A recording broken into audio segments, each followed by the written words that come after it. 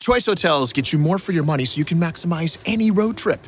And as your vacation maximizationer, I'm going to make sure you hear the maximum sizzle of Comfort Inn's free hot breakfast. Let's get real close. Maximum apple. Now that's fresh crispimization. Maximum waffle. Hear that crunch. And that's maximum coffee. Oh yeah, that's the pour I'm talking about. Breakfast maximized before hitting the road. Check into more. Book direct at choicehotels.com.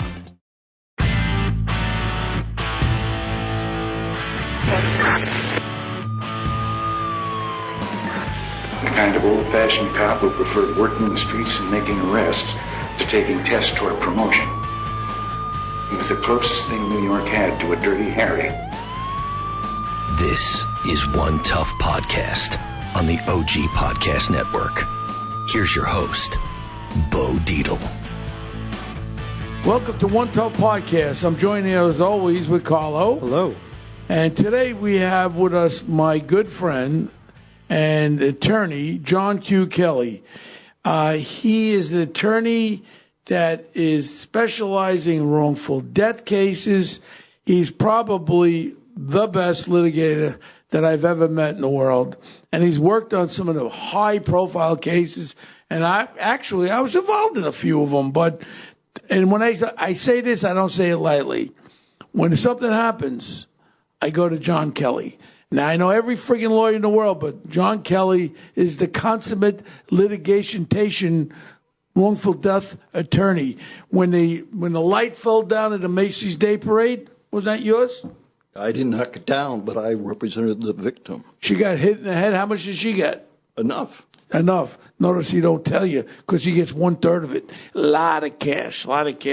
Gets a lot of cash for his clients, and that's one of the reasons why he's one of the best. He's like, he used to wear one of these green things over his eyes, ching, ching, ching, ching, because he gets a lot of money for his clients because he beats the living shit out of the defense teams. He presents a great case. Where'd you grow up, John? Chicago, North Shore. I figured that you really weren't a New York guy. You were like a Chicagoan, right? Yeah, is this censored, by the way, or are you going to be... No censored, no. Okay, all right. Okay, then you ended up... What years were you in, my little friend? Were you working for the little guy, Brown in Queens? Was he there when you or Santucci? Santucci. Johnny Santucci, another one of my friends. Early 80s. That's when Jackson Heights was out with the Colombians. Oh, excuse me. Dominicans, and you had the Haitians. Excuse me. Where do you think I worked as a young cop in the beginning, in the 70s? Was the 110, Elmhurst, Corona, Jackson Heights? Oh, man. I was locking their asses up. Okay. So then you started at the Queens DA's office. When did you how long did you stay in the Queens DA's office, John? Yeah, I didn't even make my 3-year requirement. I left after 2 years. And went private after that? Yeah. And then you started the private practice. Where did you originally start it? I had my office in Manhattan, and I started doing criminal defense stuff, and unfortunately, that's when I ran across you about 7 years ago when you were still on the force. You and Vinny Pepitone was your partner. Joe Pepitone, the famous Yankee baseball player. Vinny Boy worked for me. And that's when we first met. With you or for you? With me. Okay, but I paid the bills for me. If he was paying my bills, I'd work for him. Whoever signs the freaking check, you work for them. And then there was a case with Joe Pepitone in Brooklyn. And then I met this squeebo. I think you walked into the 7-5 to talk to me, didn't you? Squad? What, were you there with Joe? Yeah, I was there with Joe and Vinny, and I think that's when we met, was in the 7-5. Yeah, and I was a detective at that time. You and Vinny had a little size between you, as I recall. Vinny was a big boy. Vinny was 6'3", 280 pounds, and was no fat on him. He was one tough mother. Vinny Pepitone, Joe Pepitone's brother, and then we helped him out of a little bullshit jam, and that's how we met.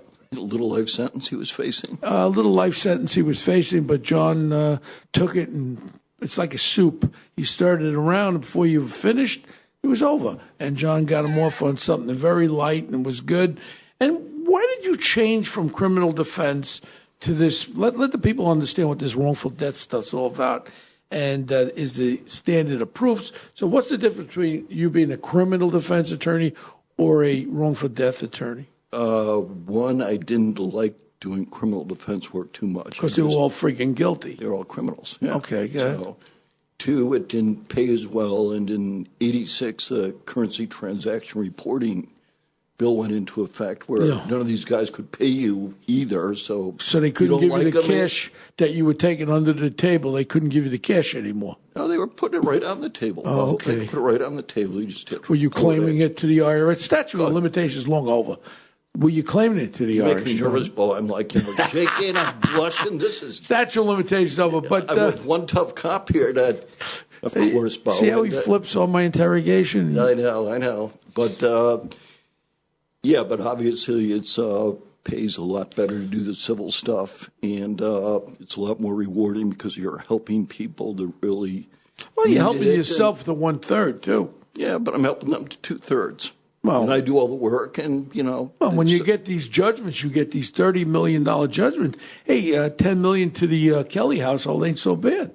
Yeah, Well, I like that stuff. You got your hand out right now. What's that for?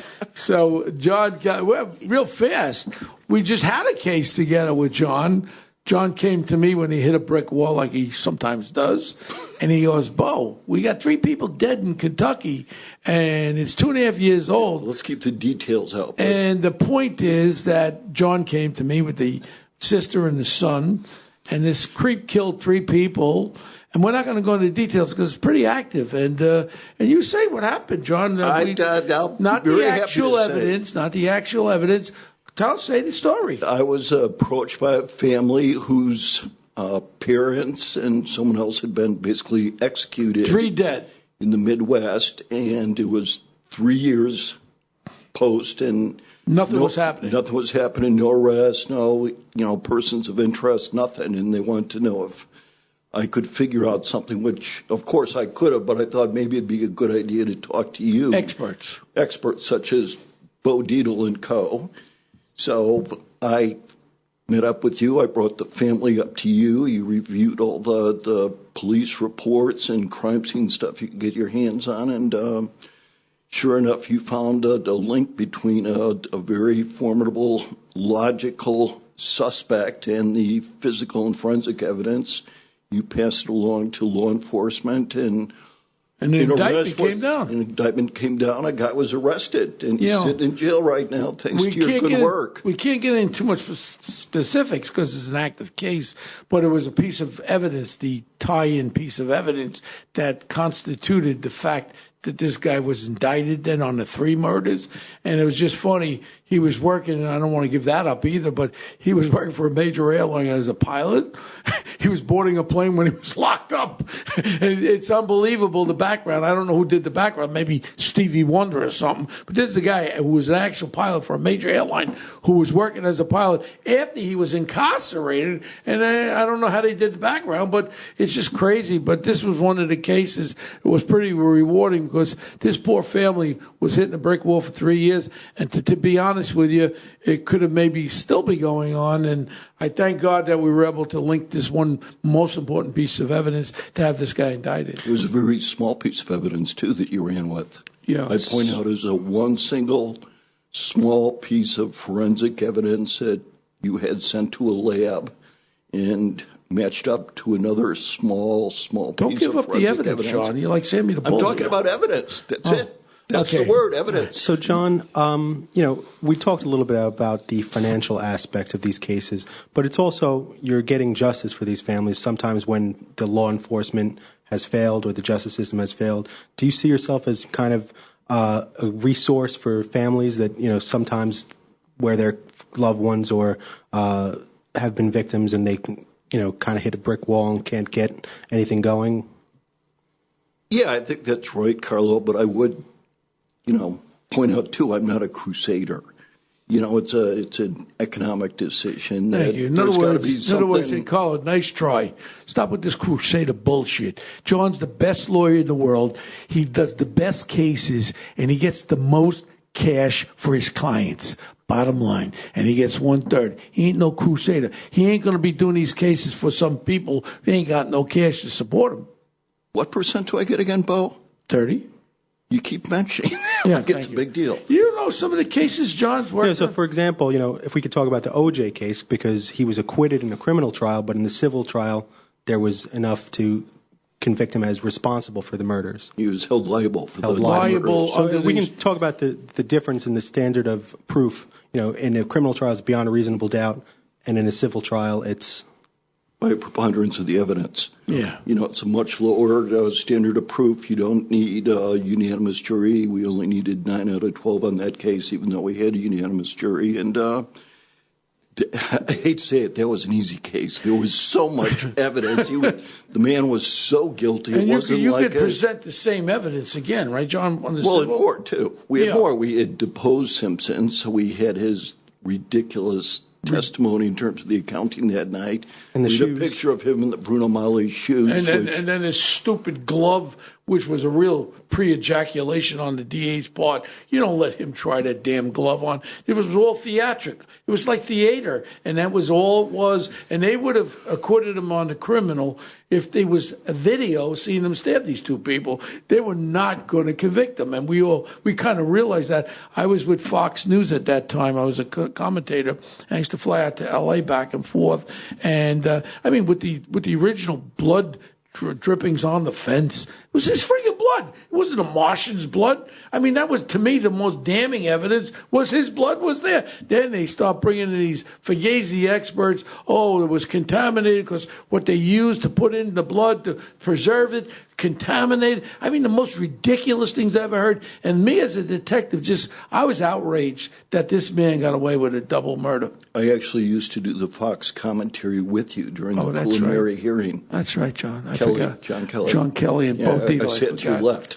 Yeah, but I tell you. But by the way, with the blood evidence, not only did they have his footprints, his size 12, leading from the scene, they had a mixture of Ron and Nicole's blood in his size 12 footprints in the floor mat of his car, with their blood on the right side where he had his right hand I have to glove laugh still. because people can't believe the evidence, the overwhelming evidence on the criminal case. And this guy here beats a double murder. Everybody's come by A, and he killed these poor people and got away until John came.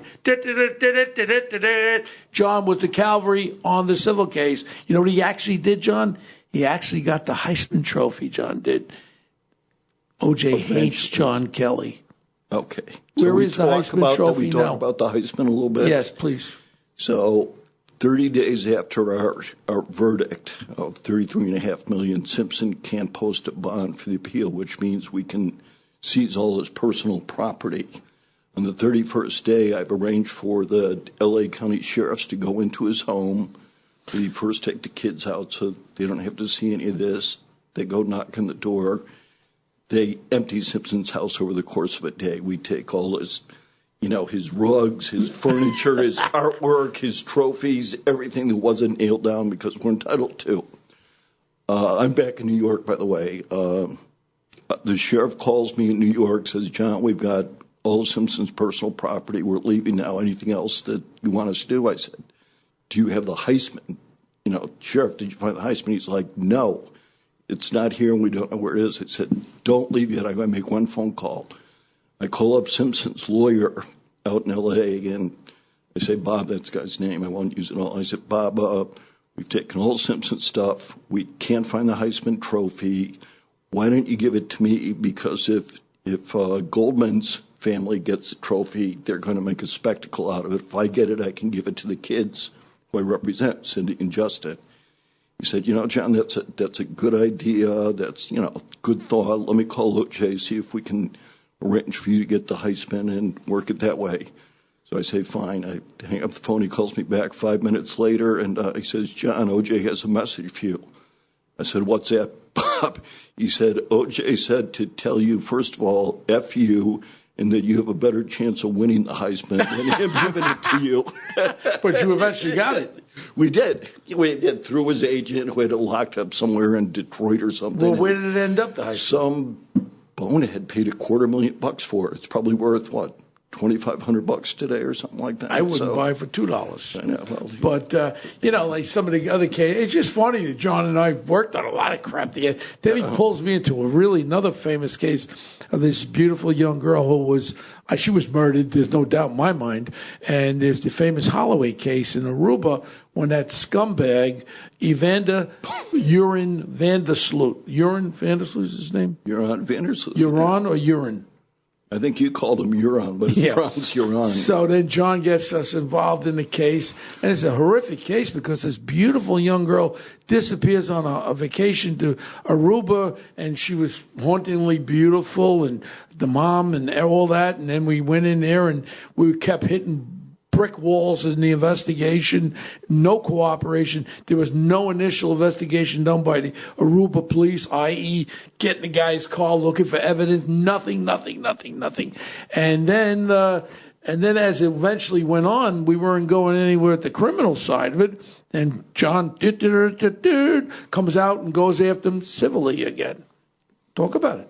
We did. It actually brought the action in New York, and we coordinated between us a very complex plan of finding out from the flight manual, you could still get those, the manifest back then, that Uran was flying in from Denmark to the U.S., so we knew that ahead of time, and that his parents were flying in from Aruba to Newark and coming to New York at the same time, too. So in a very carefully coordinated things with sort of dinosaur cell phones and beepers and things like that. I think the way it worked was first we had to file the summons and complaint in New York to get the index number, which he did. And then once you had the index number, you had been sitting on Uran's parents at the hotel in New York, and you had to serve them while Uran was still on the plane. Yeah, so and then I put a around. detective on the plane flying to New York. Secretly, he was going to do a 2020 expose with Chris Como. And secretly, we put one of our detectives flying from Europe, and the instructions were as soon as the plane lands, serve him in New York. Now, I knew he was going to say he didn't get served the normal. So then I said... Bo, there's a picture of him being served, so you knew he was served. No, then I just didn't think it was good enough. You didn't know it turned out, the picture. Well, point is, we then decided we were going to serve him publicly and videotape it where the world could see. And I said, John, I don't like this murderous son of a bitch. He killed this little girl, and we didn't know about the other murders, too, after that. At that time, we didn't know about the other murders. So I then had a guy with a video camera, one of my detectives, and I said, I'll serve him. Now, he's about 6'6", big guy. And he came out. They held him for about 2.5 hours in customs and immigration before they let him out. So he starts walking up, and the next thing happens, I see him coming, and I got the thing. He looks at me, he puts his coat over his head, and I'm starting to walk to him to serve him. And then this little Jimmy the Cricket producer pushes me, tries to push me out of the way, and I knock him on his ass. I push him back, and he goes, boom, boom, boom, boom. He flies over, and then I walk over to Uran Vandersloot. I says, here, you're being served on the murder of Holloway and Natalee Holloway's murder. And I stuffed the thing into his shirt. I said, why don't you put your hands around my throat like you killed that little girl? Come on, you punk. I tried to bait him, and I couldn't really bait him, but he was served, and then we had the civil case against him. So what happened with that, John? Well, before the civil case, I got all the calls from the network whose producer you had roughed up a little bit. No, I didn't rough him up. He pushed me. I pushed him back. He fell down. He might have bumped into you when you stopped him. No, he pushed me, and I pushed him back. I just defended myself, John. Well, you rewrite history in your own mind sometimes, but we'll let you do that. Now, what are we talking about? So then what eventually happened with the civil case against Natalee Holloway? Well, that one was dismissed on jurisdictional grounds, and then we came up with the extortion thing with the FBI that should have led to his arrest and being brought to Alabama. And the Aruban authorities let him walk out of the airport, fly to, it was Columbia, and he ended up murdering another girl.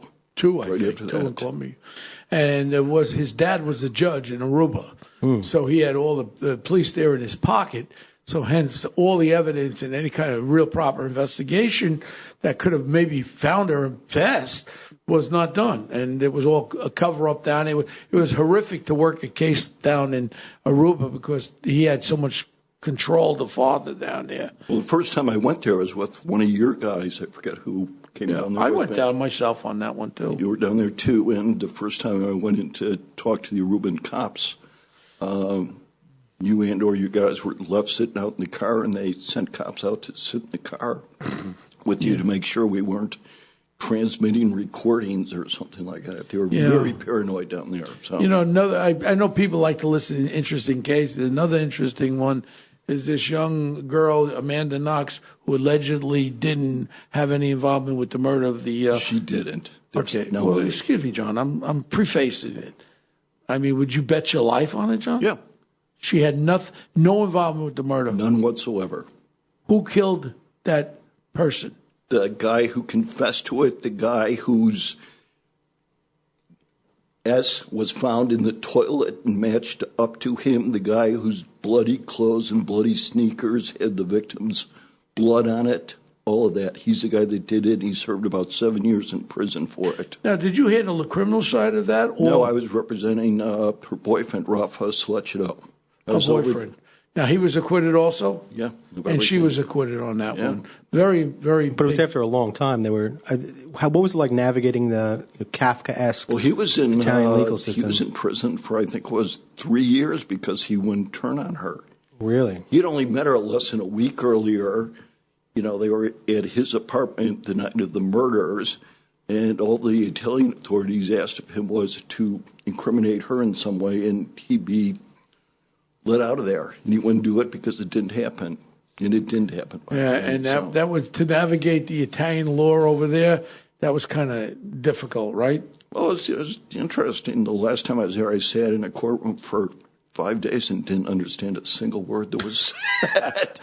But other than that, I was very effective. You had a great outcome in that one again. And then another famous one, that scumbag, Drew Pearson, the one that everyone hates, Drew Peterson in California. This was the one where he killed. No, he's in Illinois. Yeah, South of Chicago. There's Scott Peterson and Drew Peterson. Drew Peterson, the ex-cop in Drew Illinois. Peterson is the one that killed two of his wives. Yeah, Drew. at least. Scumbag. Yeah, I think 3. Sergeant in where was he? Like Cicero or something. Yeah. So you were involved with the Drew Peterson one, right? Peterson. No, I covered. No, I was involved in the Drew Peterson. In fact, they decided they weren't going to press any charges against him. We got involved. Michael Bodden, our friend, did another autopsy on the second wife. Found all kinds of signs of a homicide. And then the prosecutors down there decided after that to indict Peterson. Went to trial and was convicted of serving life sentence. And he's doing 2 life sentences, right, for 2 murders. Yeah, 2 murders. And now he didn't have a lot of money, though. But now that case, this is the part I got to ask you. So the Drew Peterson case, there wasn't a lot of money there. Who did you sue for, and what did you? I mean, what kind of recovery would you get? Something? Well, fortunately, we weren't that involved after the indictment. Mm-hmm. So once we had, you brought Bodden in. We brought Bodden in, filed the civil case. That's all we did. And who were you suing on the civil case? The police department? No, just Drew Peterson. But he had nothing. Death. Right. So what the hell were you going to get out of him? Well, he had something at the time. He had his pension and things, but I was being a crusader that time. That would be an example of something. Well, why didn't you get smart, Squigo? Why didn't you sue the police department too for an efficient investigation? Come on, John. Come on, you was a deep pocket there, baby. Well, I feel sorry for cops. I mean, look at you, Bo. I just have this soft spot for these guys. But that was here's your crusader. He was in I'm a crusader now. It would be a crusade. That was a crusader mode. And then another big case around New York here, the famous Taconic Parkway. Oh, that was awful. Deaths. This is a wrongful death one. Give the overview of what happened. There was just a woman and her husband had taken their kids and a couple of their nephews and nieces up camping upstate New York. the husband had driven back in one car. The wife was leaving later with all the kids in the van. And for some explicable reason, she went on the wrong way. Clearly knew she was going the wrong way on the Taconic Parkway coming home for a couple miles before she went head on into another car. And everybody in the van was killed. How many all the dead? Kids, it was 6 or 7. Wow. You know, sick. All of them except her were little kids. So their own kids and their so nieces and nephews. Who was the defendant on that? The driver of the car, the owner of that car. The woman? Yeah, her. The owner of the car was separate, and then there were a couple oncoming cars too. The interesting thing about this case is that the family paid an investigative journalist to do a documentary to kind of cast some kind of aspersions that the woman had some type of mental disorder or brain disorder, and that's what caused the crash. They made a movie. I thought they also took a run at that she had root canal or something, and she was chugging vodka to self-medicate, and that's why she blew like 3 times the limit when they did the autopsy. But there was just too many kids involved. Too bad. So the bottom line with this, John, we just have to subtract things. The bottom line in this is you would rather have a defendant that has real deep pockets, something we could get a lot of cash out of. So we could sue someone like Macy's was good, right? Macy's had a lot of cash to sue. Well, they still do if it happens again, too, I think. But, right. So in other words, you have a pretty deep well there rather than a person who only has a certain amount of... I actually, as a rule, don't go after I shouldn't say it's a rule. I've done it once or twice when the people are very affluent and deserve it. But as a general rule, I don't like to go after a person's assets. I look to the insurance company. So you have a bit of a soul in you, a little bit of a soul, John? A little bit. Way back in the corner there's a little bit of empathy once in a while. So you see, back to your Crusader mode. He's back into the Crusader mode. Carlo. No, I'm sensitive. There's an interesting story, Carlo. So I had a case. I always bring John into cases. So I had a case, and there was a major bank executive that was involved with an illicit affair. And the illicit affair brought into play a beautiful lady from a country called Australia. And I've never been there. So I brought the attorney of the people, John Kelly, in to help this man. But he had cash. So this was a good one. The guy had cash, and what it was, they were setting the executive up. Her and her husband was actually setting the husband up, who was married with some kids, and they were extorting him to get money out of him. So hence, we had to try to stop it, right, John? We did. And so then, all of a sudden, we wanted to get to Australia to stop this guy from extorting our client. So in the meantime, John reaches out to an attorney in San Francisco who is representing these people down there, these unsightly criminals down there. But he says, you know what? I got a group that will take care of this for you, to John. John says, oh, that sounds good. So then John flies ahead of me. I'm leaving New York. And the next thing is... I fly to down under Australia.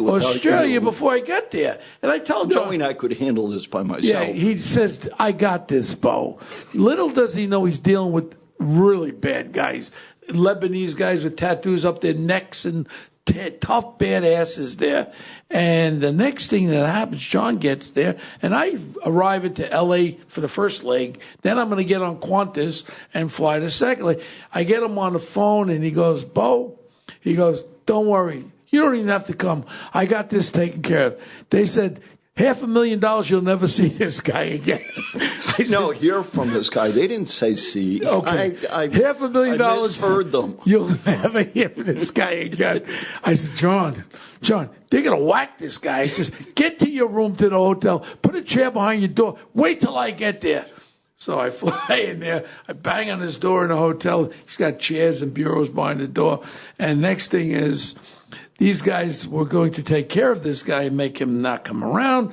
I said, no, but after you tipped me off, they were going to take care of me because I wasn't paying the $500,000. Right, but the deal was that we weren't going to pay him. So I said, John, we're not giving him $500,000. So I reach out to it wasn't my money. So then we reach out to these guys. I said, listen to me. I represent the client. This guy doesn't represent the client. You're not getting there's the same word spelt in Australia, OVER, meaning this case is over. We don't need you. We don't want you.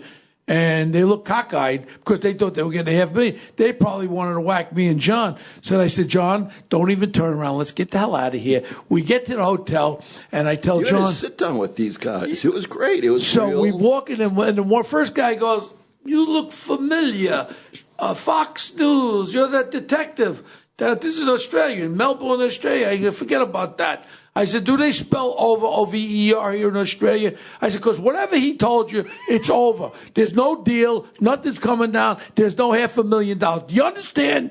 Now you have about 8 guys there. These guys look like killers. So I told John, walk around, don't turn around. We had the car waiting out front. We jumped in the car. We said, let's get the hell out of here. We shoot to the airport. Before these guys could comprehend what happened, you're already gone. We were gone. I said, don't turn around, move. We get to the hotel. I said, get your shit. We're going to make the next plane out. Phone's ringing in the hotel room. These guys are calling. I said, these guys are coming. I said, let's go, John. So now we're running to the airport. Yeah, John and I running to the airport. As I'm running, I'm pulling kangaroos and koala bears and shit for the kids, right? And I'm ripped in there. And next thing we get to the gate, and they go, you can't get on the plane. It's too late. The luggage can't make it on. I'm bending the kangaroo, sticking it into my carry bag. You smashed my laptop that was brand new. You tried to fold in half. I knew we had to get out of Australia. Otherwise, we could have been optimized there. These guys were bad guys. I checked them out prior. They were Lebanese criminals, organized crime guys. These guys were murderers. I thought they were nice guys. Yeah, okay, John. They would have had you for dinner. So now I showed the guy my old detective badge. Said we got to get on this plane, life and death and all this crap. We were able to get on there. So the next thing is we get on the plane, and I change into they have green pajamas in Qantas first class.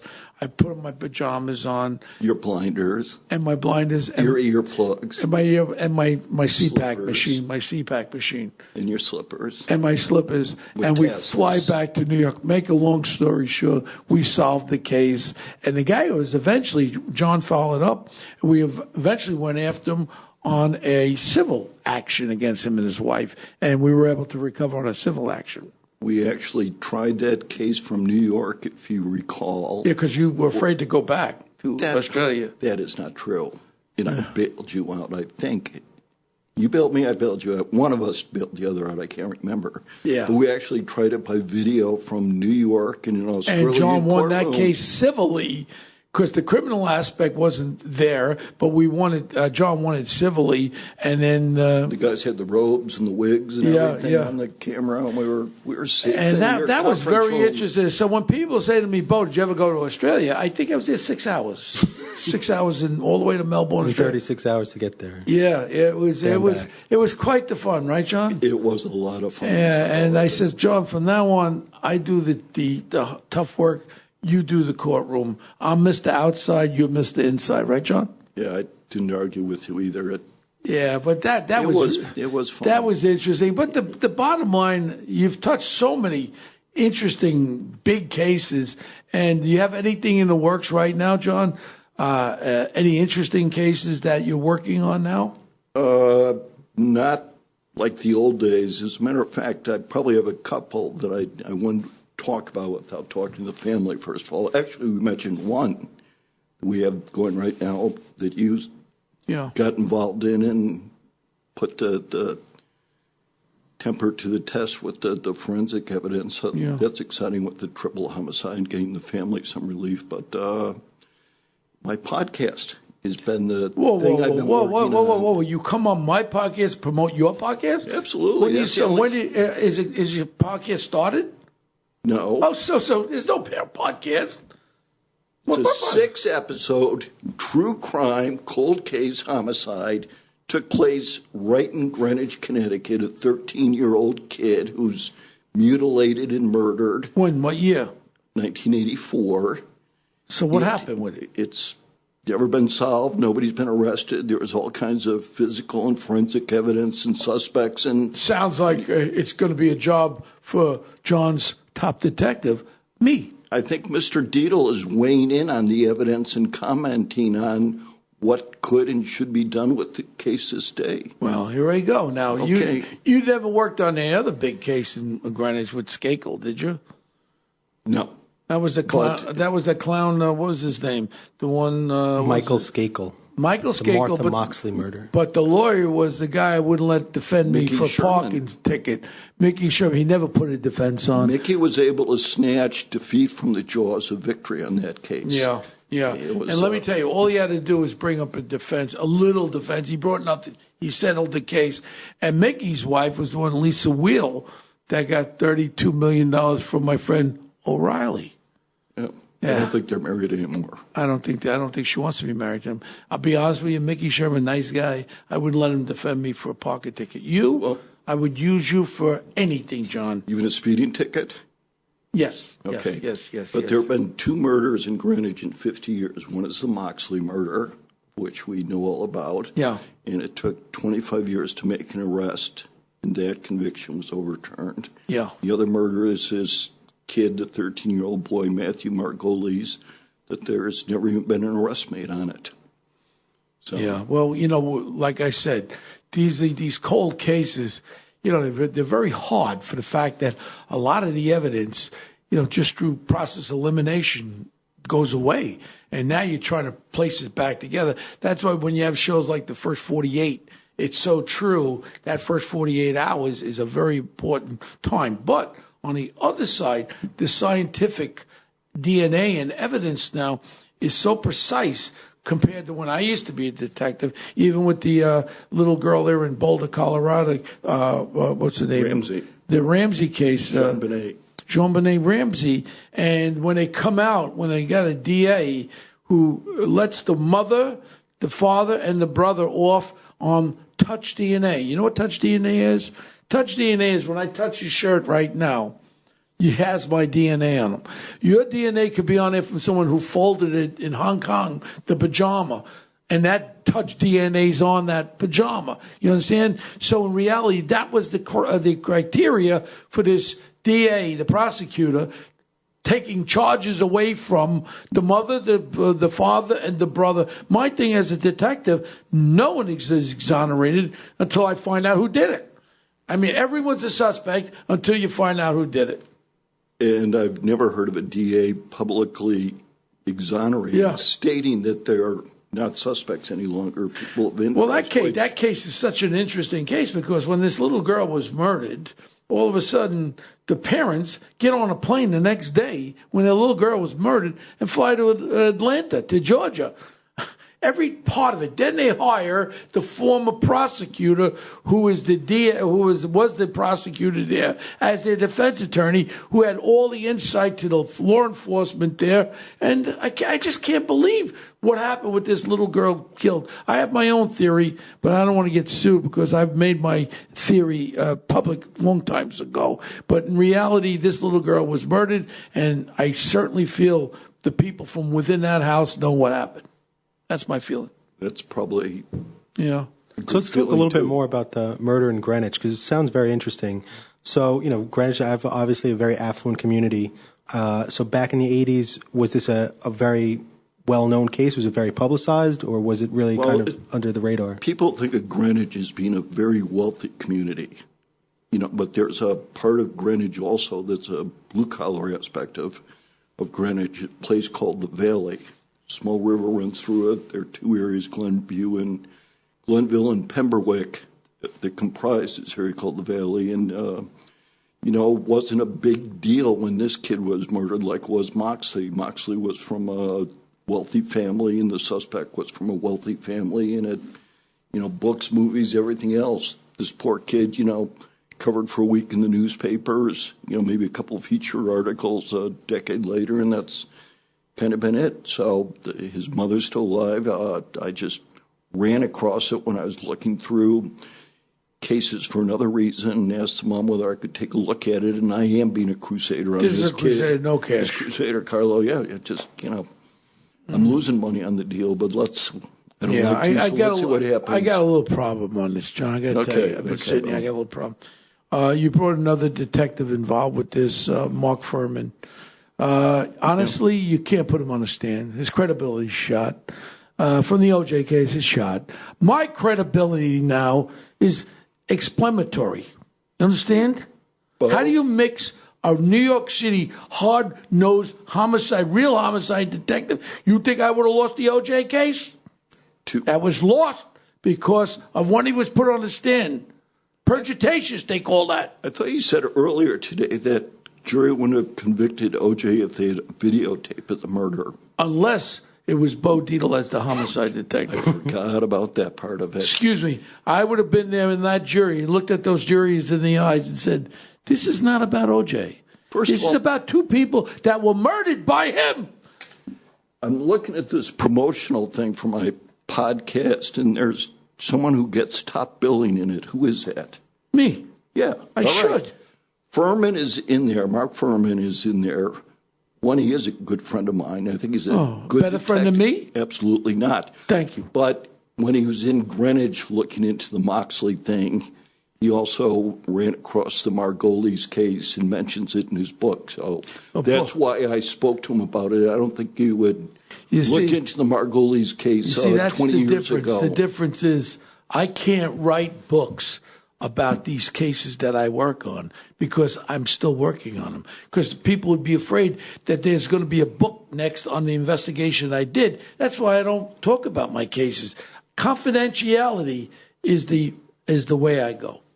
I know a lawyer who's never written a book either about any of these cases. You. That's correct. Right. And I'd rather hire you than some star-screwed lawyer talking about all his cases. We do it very stealthily. Is that a word? I write a book about you, though, Bo? I can write a book about you, drop John. a dime on you. But this is, it's very interesting, just, again, to be real about it. And I happen to like Mark Furman very, very much. And I break his chops and they say, I was a real New York City homicide detective. You were in La La Land. Just my DNA is from the 70s and 80s of all the murders that we've had in New York and how we worked. Today, I would not be an effective detective in the police department because I would probably crack a couple of guys' heads open if in fact I was investigating something and something went wrong. I could not be a detective today on the NYPD nor anywhere. I just now like to find out the facts and present the facts the way I develop them. And you can't lie about anything. If I was questioned on the stand, like Mark, if I ever used that word, I'd say, when, today? I mean, you don't lie when you're no. That's the point. That's the thing you have to learn, Carlo, because whether you know it or not, someone has something. And even with the president, when he's talking, he has to realize when people are asking questions, they got something else. So tell the truth, and you don't have to remember what you said. How does that sound, Carlo? Yeah, well, that's the golden rule of attorneys. You should never ask a question you don't know the answer to. Right. Well, you know the president from going way back, don't you? 40-something years. And my president, his only problem is he can't admit when he lies or says not the truth. I mean, look, everyone could say something, but you could always clear it up by saying, I'm sorry, I was wrong, I apologize. I don't think those words ever came out of my president's mouth, and he should come out. And I think he'd be more palatable to a lot of the other people that are against him. No? I don't think he's ever said it ever to anybody, not just while he's president, but well, that's right. Whatever. That's right. You know the circle. These builders, these Yeah, but the whole thing is, I think we all have a little narcissism in us. But I think someone who can say, "I was wrong and I'm sorry," is someone more palatable than someone, no, I never, no. And that's the negativeness that he's getting in the country, I think. And if he was to be a little bit more human, people would be more appreciative of him. I agree. I mean, the last thing he should be is insecure if he's president of the United States. Yeah. He should be able to say that and not worry about it and be comfortable with it. Yeah. But, any other cases, John, you're working now in the personal injury side again? Anything interesting? I mean, they're interesting for the clients. Yeah. There are a lot of people that have been hurt very badly in tractor-trailer accidents, because construction site accidents, things like that, people that need help, but none of the old, rock and sock'em murder type things. One of the ones I wanted to ask about was the murder that was in the Galleria Mall. That was, very. I tried that recently. That was you were an involved interesting with that. case. Right in the parking You were garage. involved with that too. Yep. You did all the investigative Yep. work, and you actually tracked down the key witness that I put on the last day of trial that was critical to the outcome of it. But it was a woman who was walking to her car right in the middle of the day. That had deep pockets there with the insurances and all that. But, there was another little, to lighten it up a little bit. John Kelly met. Could you use the Q, by the way? So John Q. Kelly. Thank if you. you want to get to John Q. Kelly, John Q. Kelly. He met the infamous Jordan Wolf of Wall Street Belfort. He played golf with me, Mel Weiss, and the infamous Wolf of Wall Street. Tell him what happened. And this guy's such a lying, cheating piece of shit. Jordan Belfort, little punk, should have been in jail forever. So tell him what happened when we were playing golf, just to show his character. I think Jordan and I were partners, and you were playing with Mel. Mel Weiss. And we were playing a usual, $10 a hole from the front nine.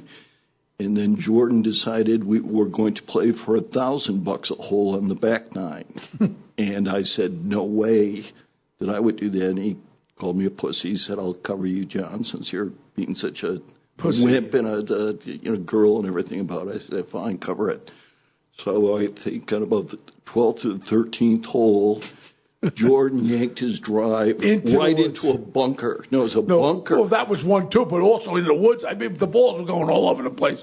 So, anyway, the one I recall that we clearly saw it go into the bunker, roll up the side, roll back down, settle in the sand, and we're playing with carts, and we drove over there, and all of a sudden, Jordan's there ahead of us with his balls sitting up on the nice, fluffy grass about 10 feet behind the bunker.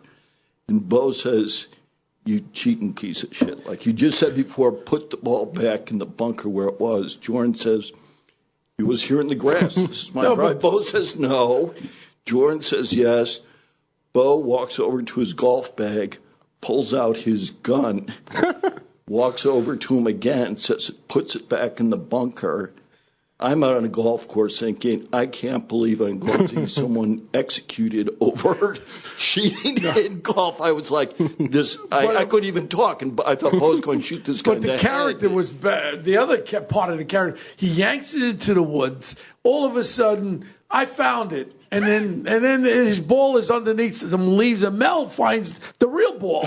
That's right. And then all of a sudden, Mel goes, oh, the guy found it. He was dropping balls everywhere he was going. And Mel, famous, God rest his soul, one of my dear friends, and John's dear friend, great guy. And then all of a sudden he walks over to, I'll never forget him. He goes, you know something, kid? You're starting to fucking piss me off. He goes like this, you drop more balls on this golf course than they have in the pro shop. And this was the character of this little cheating scumbag, Jordan Belfort. And that was one of the funniest things when Mel went at him and said, hey, you kid, you're a cheat. You're starting to piss me off. And Mel wasn't a violent guy, but he was getting to a point where this guy had no credible, and anybody can listen to him. He should be in jail. He robbed $200 million. He probably killed more old people, put their life savings into these pump and dump stocks, and then he did 15 months. He brags about playing tennis. He should be in jail now. They only recovered $11 million. $200 million he robbed. Isn't he doing like speakers? Yes, speaking my ass. He has a big podcast too. Oh, here we go. So, John, that just shows you can make it. He's full of shit. He's full of shit, and he's got a podcast. So I guess your pod, what's it going to be called? John Q. Kelly? He's full of shit podcast. .com. Look it up. Anyway, it's Murder Greenwich on Edge. Okay, well, we're going to be looking for that. But you're talking about it. If it tanks, it's because I consulted. No, I'm going to help you with it. Okay. I'll be on one of your first shows, and we'll talk about the evidence we developed on this horrific murder. You know, there's so many, I think back of so many cases that, come up as far as not being solved. And I hate when cases don't come to a conclusion. It's such a negative thing. Like we're working on this case It's not. It's a murder, I guarantee you, or an overdose. I shouldn't say it's a murder. It's either an overdose, which we have evidence to that the person was involved with, and also could have been a murder or an overdose. But the girl's definitely dead, and it's a student at Indiana University, and it's the Lauren case. Sure. And we've been working. They're a Scarsdale family. Yeah, and we've been working on that. My biggest thing is that I can't find closure. I can't find her remains so the family can have closure. It's haunting. Mike Saravala lives and breathes this thing for the last 9 years, as long as it's been, and it's horrible that we can't have closure. Honestly, a possibility that she wasn't murdered. It's very possible that she was overdosed because we found evidence to the fact she was using a lot of drugs and all that kind of stuff. And look, I've lost a lot of kids, friends of mine, sons and daughters, to this surge of drugs. So I'm not supporting it in any way. It's just we'd like to get closure, and it's horrible when you can't get closure for a family. She just vanished. Yeah, And it's something that, we get calls on a weekly basis of tips and stuff. We investigate everything, and you always get your hopes up a little bit, but thus far it's turned out to be nothing. Well, you know what it is. When you have the resources, it's just funny. When someone has resources, money, they can hire a John Kelly, they can hire a Bo Dietl, but I feel sorry about the people, really, the crusade thing that you were talking about. You can't do everything for nothing. And I find even with our own company, John, people taking on cases, my first thing is, do they got a retainer? And they, just flashes back to when I first started the business, when the kid was kidnapped into Istanbul, Turkey, and then we had to rescue him out of there, and the woman had no money.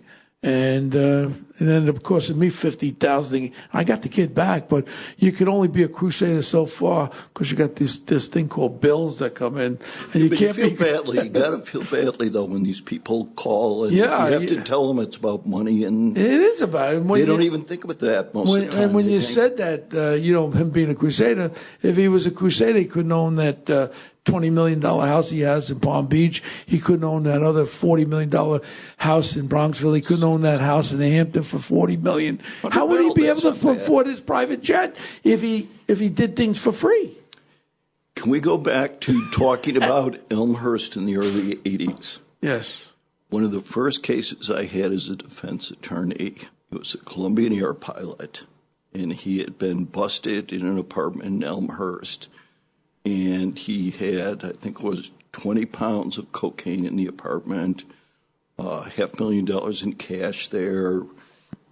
The tasers, they're all using the tasers and the bulletproof vests and everything. All it's in there. He's busted, hell without bail. I go in to meet with him the first time, and I'm starting to ask him about the evidence that was in the apartment. I said, well, how do you explain the $500,000 in cash? He looks at me and he says, $500,000? He said, there was $3 million. He said the police showed up before the uniform guys and were putting it in garbage bags and throwing out the windows into the back of the building. That went on. I don't think that's true. I do think it's true. And it went on, and I can honestly say at night when I was a cop and a detective in the 70s and the 80s, when I went home to sleep, I didn't have to worry about the door being broken down with a warrant coming after me, because one thing I was taught from real young from my father, you don't take something that's not yours no matter what, and you don't steal. Stealing to me, you don't. Yeah, you can sleep well when you're not stealing. When people are going to be coming with a warrant on your door, but John. So the listening audience, if they need the help of the great John Q. Kelly, where can they reach out to you? Just Google my name; they'll find contact information, well, give stuff me like that. I don't need to. When you're me, you don't need to. I don't carry a business card. You're not JohnQKelly.com or something like that? I'm just the man. John Q. Kelly, theman.com. How's that? The Man? The Man. Okay. And so every week we do something, John. We do Punk of the Week. Something that's pissing you off. Could be a person, thing, or whatever, an issue that's pissing you off this week. What is your Punk of the Week, John? You had to give me a heads up. Now I got to think a little bit. Yeah. I don't think quickly. Something's bothered you in the last week. people driving and texting at the same time. I know it's a big issue, but now you can't even on a 2-lane highway and there's little traffic. You don't know if the car coming towards you is going to swerve into your lane or something like that. And it's happening a lot. And you want to know something? I know for a fact a lot of these head-on collisions, when they were investigated, they checked their cell phones and they see the time element of when the accident occurred, and people are still texting, and it's terrible. I saw a cop texting yesterday. He's driving, not texting, on holding his cell phone up to his ear. Well, I don't care about the holding the phone. I'm talking about texting. Holding the phone is not as dangerous as texting, John. Yeah, but you got to dial it or answer it or things like that. Siri, call John Q. Kelly. Okay, my punk is you now. You're getting on my nerves. Okay. What's your punk of the week? Well, talking about taking things that don't belong to the Houston Astros, they were stealing all the signals that the catchers were giving to the pitchers. That was very unfair, and I don't think that should be allowed. I think it's a punk move. You sound like a real fucking wussy. Yeah, real wussy. That's bothered him. I have more. Do you sleep on that? Is that something that keeps you up? Or? No, just a punk. Well, my punk of the week is a lot more serious. Again, Sure January 1st was being implemented in New York City with this new law. 15 days, defense attorneys will get the name and address of the complainant and witness. 15 days, they'll get the grand jury testimony along with the evidence given to the defense attorneys. How many people are going to be victims of crimes and not going to be witnesses anymore? They'll be scared stiff. And also the fact that there's not going to be any bail. They say Rikers Island, you don't need Rikers Island. They're downgrading robberies to grand larcenies, giving grand larcenies DATs, desk appearance tickets. This is an outrage. All of a sudden, I just heard this morning, Malatakis, the girl that ran for mayor with me, she's talking about this now. We wrote something, Carlo and I put something together a month ago about this. What's going to happen on January 1st. Now everyone, you notice, is jumping on the bandwagon because we explained the new criteria for this new criminal reform bill. And it's going to be, New York City is going to turn into that movie, The Warriors, when the gangs take over. They'll be on the street. Just saw the other day up in the Bronx over the weekend, the dirt bikes surrounding the cop cars. And they're tormenting them, and they do nothing to cops because they don't want to get involved because they're afraid of losing their jobs. And that's my punk of the week. The punk of the week is this governor, Ass Kisser, a friend of mine. He couldn't shine his balls showing his father's ball bag. Mario Cuomo was a great governor. This guy here, with him implementing this new criminal reform bill, is going to kill people. And I tell you what, John, that's the cases I want to take. Let's do a group. Let's make a model right now.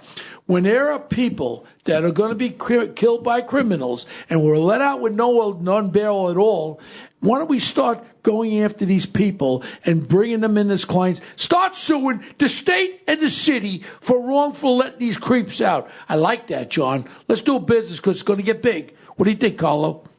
If there's a legal basis for it, I think it's a good idea. It's a legal basis. If someone was arrested 20 times and you're giving them no bail and he's a violent criminal, there's a legal basis there, right, John?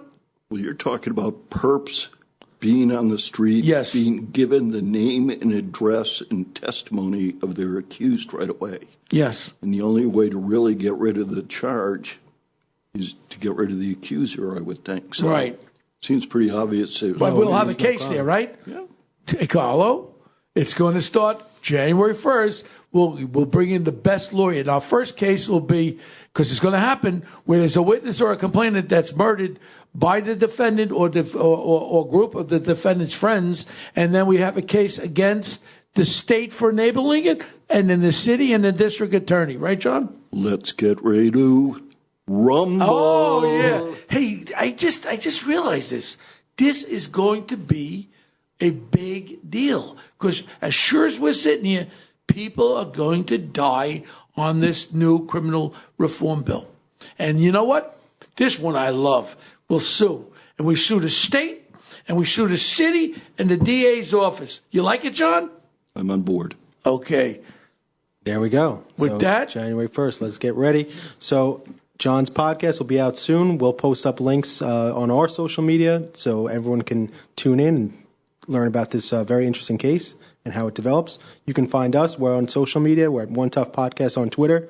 Bo's at Bo Deedle on Twitter and at The Real Bo Deedle on Instagram. You can email us any questions, comments, guest suggestions, anything, any kind of feedback. We're at onetoughpodcast@gmail.com. You can find us at wabcradio.com always. And we'll see you next week. And one more thing. You want to get to my friend John Q. Kelly, the best lawyer in the world, you can contact through Carlo or me through the office, and we'll take the case. Good day, everybody.